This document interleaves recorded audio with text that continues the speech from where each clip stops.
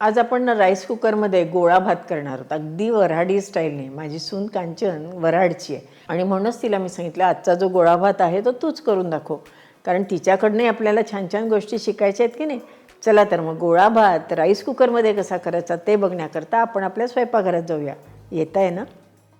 तर सर्वप्रथम आपण आधी भात करून घेऊया. त्याकरता तांदूळ परतायचे आहेत. तर मी याच्यात तेल घेतलं आहे. आता आपण याच्यात मोहरी घालूया आणि झाकण ठेवून देऊ. आता मोहरी तडतडली आहे का आपण बघूया. मोहरी तडतडली आहे. आता आपण याच्यात जिरे घालू,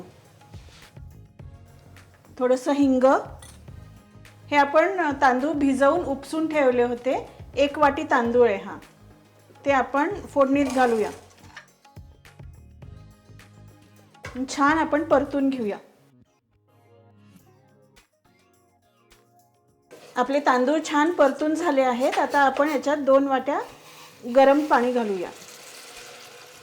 चवीप्रमाणे आपण मीठ घालूया आणि थोडासा कढीपत्ता. आता हे झाकण लावून आपण शिजवून घेऊ. कांचन, आपण पूर्ण शिजवून घ्यायचा का थोडा शिजवून घ्यायचा? नाही, एक 70% शिजला ना, थोडंसं पाणी असेल की मग आपण ते गोळे त्याच्यात घालायचे, म्हणजे गोळे आपोआप भाताबरोबर शिजून जातात. कांचन, मग आता भात होतो तोवर आपण गोळ्याची तयारी करू. हो हो. मी इथे 1.5 वाटी बेसन घेतलंय. बर. आता ह्याच्यात आपण हळद घालूया, थोडंसं हिंग घालूया. हे काश्मीरी लाल मिरचीचं तिखट आहे. तिखट आपल्या आवडीप्रमाणे कमी जास्त करता येतं नाही का ग? आणि मी हिरवी मिरची घालणार आहे म्हणून हे जिरेपूड, धनेपूड. बर. धने कच्चे आहेत का भाजलेले आहेत? भाजलेले नाही आहेत आई, हे कच्चेच धने. 1.5 चमचा आपण आलं आणि मिरचीची पेस्ट घातली आहे. थोडी कोथिंबीर घालूया, चवीप्रमाणे मीठ, थोडंसं तेलाचं मोहन घालूया. त्याने छान खुसखुशीत होतात, हो, म्हणजे मऊ खुसखुशीत होतात नाही का? होतात. मुख्य हो, मऊ हो. होतात का आपण हे काही तळणार नाहीये ना कांचन? हो त्यामुळे आतनं सॉफ्ट किंवा मऊ होणं अत्यंत आवश्यक आहे. हो.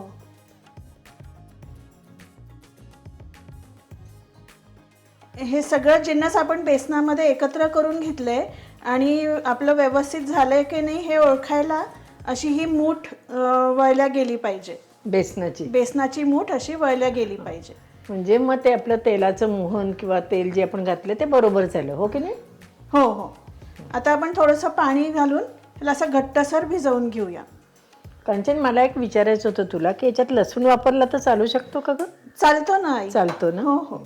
नागपूर किंवा वऱ्हाडामध्ये गोळा भात, वडा भात अगदी प्रसिद्ध नाही का ग? हो हो. आणि मग त्याच्याबरोबर काय काय देतात ग? गोळा भाताबरोबर स्पेशली हिंगाचं पाणी देतात. बर. ताक असतं. हां. आणि 1 डिश मीलच आहे त्यामुळे 1 डिश मील आहे. हो, गोळा कुस्करून छान भातामध्ये छान लागतो. असं आपलं हे पीठ छान भिजवून झालंय आणि आता आपण याचे मुटकुळे वळून घेऊया. असे आपण सगळे मुटकुळे वळून घेऊ. कांचन, ते माझं बसल्या बसल्या मी ते करते. 2-3 मिनिटं झाली आहेत. आता आपण थोडा भात झालाय का बघू. झालंय ना ग?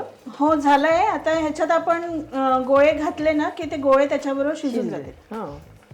हे आपण सगळे बेसनाचे मुटकुळे करून ठेवले होते. आता हे आपण भातात घालूया.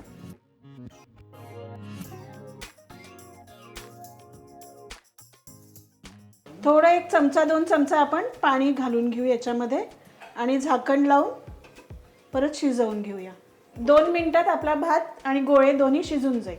तोपर्यंत आपण हिंगाचं पाणी करून घेऊ. चालेल. आता ह्याच्यात एका वाटीत आपण 2 चमचे भरून हिंग घेऊ आणि त्याच्यात आपण एक अर्धी वाटी पाणी घालून घेऊया. हे झालं हिंगाचं पाणी. गोळा भाताचा स्वाद अजून छान येण्यासाठी आपण हे हिंगाचं पाणी त्याच्यावर घालून खायचं.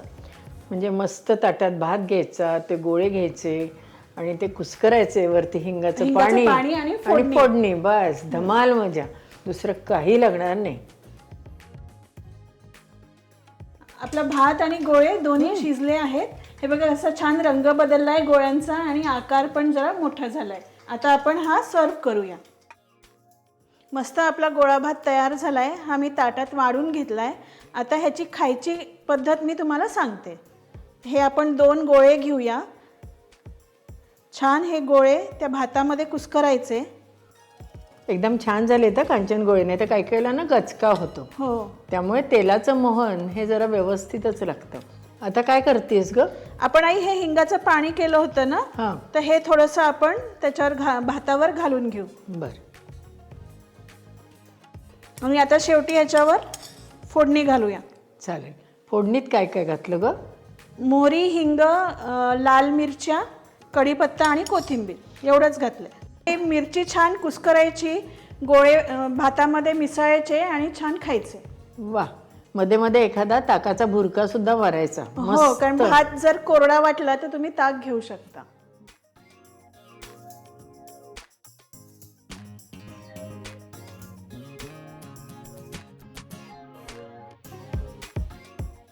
गोळा भात राईस कुकरमध्ये सुद्धा उत्तम होतं हे बघून विदर्भाशिवाय इतरही मंडळी नक्की खुश होतील याची मला खात्री आहे. कारण गोळा भात सहज सोप्या पद्धतीने आपण राईस कुकरमध्ये केला की नाही.